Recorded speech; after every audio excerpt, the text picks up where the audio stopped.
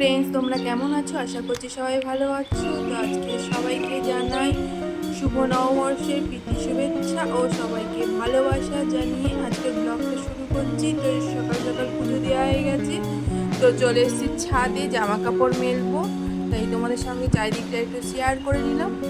তো জামা কাপড় মেলে দেবো, এরপর যাব রান্না করতে। তাই তাড়াতাড়ি করে জামা কাপড়গুলো মেলে দিলাম, কারণ বিকালের মধ্যে তাহলে শুকিয়ে যাবে, দেরি হলে দেরি হবে শুকাতে, আবার নিচে গিয়ে মেলতে হবে, ঝামেলা। তাই মেলে দিয়ে তারপরে যাব রান্না করতে।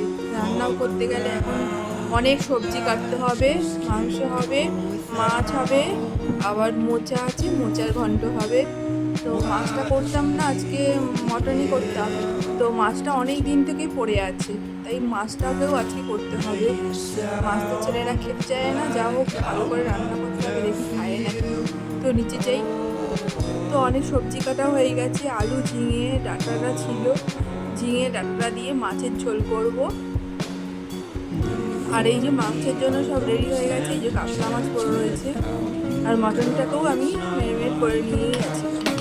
তো সবজি কাটা হয়ে গেছে, মোচা আর আলুটা সেদ্ধ করে নেবো। আজকে কোনো রকমে এটা রান্না করবো, কারণ মাংস হচ্ছে অত টেস্ট করে রান্না করব না, তো সেদ্ধ সেদ্ধই রান্না করবো এটা।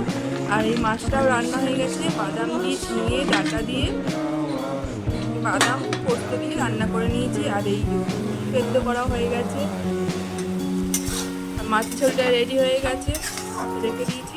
নামিয়ে এবার মোচাটাকেও বসিয়ে, মোচাটাও রান্নায় রেডি হয়ে গেল। একটু ঘি চিনি দিয়ে মোচাটাকে নামিয়ে দিয়েছি, আর মাংসের জন্য বসিয়ে দিয়েছি। পেঁয়াজকে ভেজে মশলা দিয়ে টমেটো দিয়ে নাড়াচাড়া করা হচ্ছে। তো আলুটাকে ভাজিনি, কারণ হচ্ছে মটন হবে, মটনে আলু না ভাজলেও চলে। তো মটনটাকে দিয়ে দিয়েছি, আর জল একটা দেখছি বেরিয়ে গেছে। এবার জল শোকাতে শোকাতে অনেক টাইম চলে যাবে। তো এই যে দুজনকে নতুন জামা দিয়ে দিয়েছি, দুজন চান করে নতুন জামা প্যান্ট পরে নিয়েছে, তাই খুব আনন্দ ওর।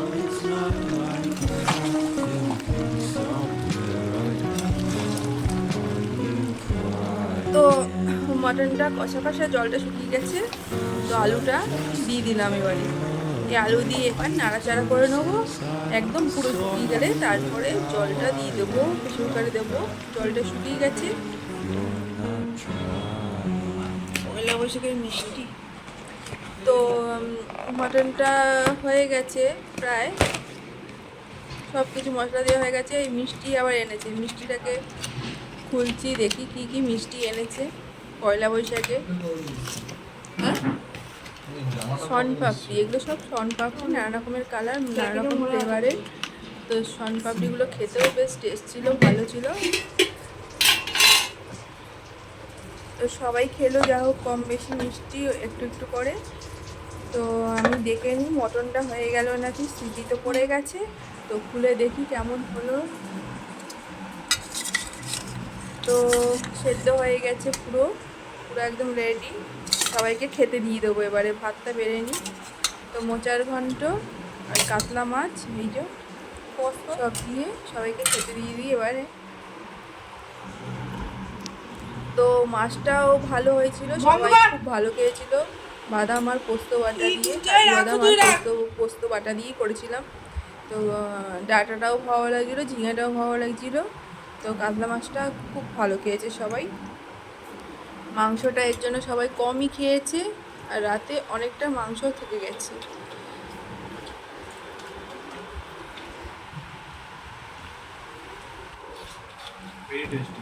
তো সবাই আছে খুব ভালো খেয়েছে। এই সব রান্নাই মোটামুটি ভালো হয়েছিল, সবাই ভালোই খাওয়া হয়ে গেছে, সবার ভালোই খেয়েছে, কেউ কিছু বায়না করেনি। দুই ছেলে মাছটাও খেয়েছে, মাংসও খেয়েছে। তো মাংসটা অনেকটা ছিল বলে বিকেলবেলা কী ভাবলাম যে দুটো করে লুচি করে ফেলি, দুটো করে লুচি টিফিনে খাওয়া যাবে। তো টিফিন করে ফেললাম দুটো লুচি, আর কিছুটা একটা মাংস, একটা আলু দিয়ে সবাই খেয়ে নিল। তো লুচিগুলো লুচি ছিল না, বড় বড় করে করেছিলাম, কারণ এই গরমের মধ্যে ছোটো ছোটো করে কে করবে, তাই বড় বড় করেই পরোটার মতন বেশি তেলে ভেজেছিলাম।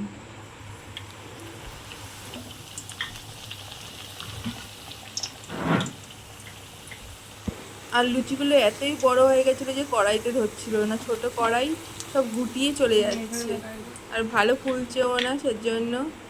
তো এইভাবেই যা হোক হোক বাড়িতে খাওয়ার জন্য সেজন্য আর কিছু করলাম না, যেরকম হোক একটা খেলেই হলো। বাড়িতে কেউ তো আর খাইতে আসছে না যে পারফেক্ট হতে হবে, সুন্দর হতে হবে, তো টেস্টি হলেই হলো। তো সব কটা কয়েকটা লুচি ভেজে নিলাম, সব কটাই লুচি ভেজে নিলাম সবার দু দুটো করে। তো লুচিগুলো সেরকম ছোট জায়গা বলে সেরকম করে ফুলছিল না, কুকড়ে গেছে, বেলাটাও ঠিক হয়নি, তাড়াহুড়া করে করলাম।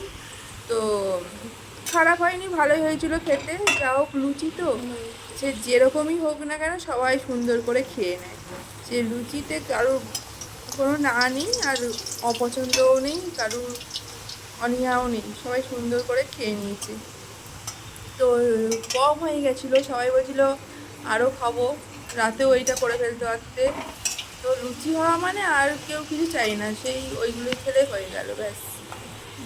তো টিফিনেতে এইটা খাওয়া হলো, আরও মাংস আছে, তো রাতে সেইটা দিয়ে খাওয়া হবে ভাত।